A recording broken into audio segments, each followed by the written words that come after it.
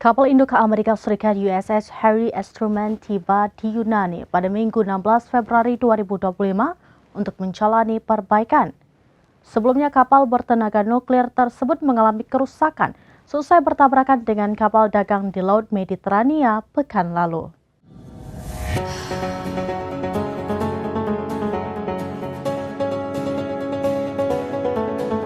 Kapal induk Amerika Serikat USS Harry S. Truman tiba di Yunani pada Minggu 16 Februari 2025 untuk menjalani perbaikan.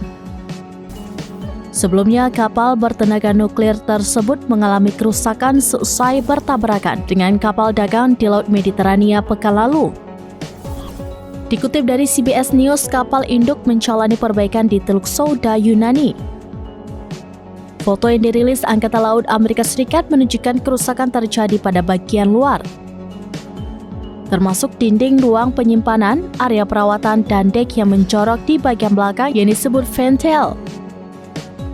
Meski rusak dan menjalani perbaikan, kapal induk dipastikan akan melanjutkan operasi sesuai jadwal. Sebelumnya, USS Harry S. Truman telah dikerahkan selama sekitar 2 bulan di Timur Tengah untuk menghadapi ancaman Houthi. Kelompok tersebut secara intens menyerang kapal-kapal terkait Israel untuk membela Palestina.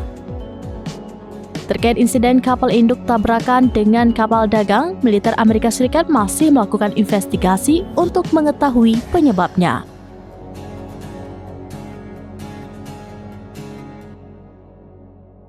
Demikian informasi terkini Syedara Alun. Saksikan terus beragam informasi lainnya. Coba like dan share seluruh akun serampinews.com.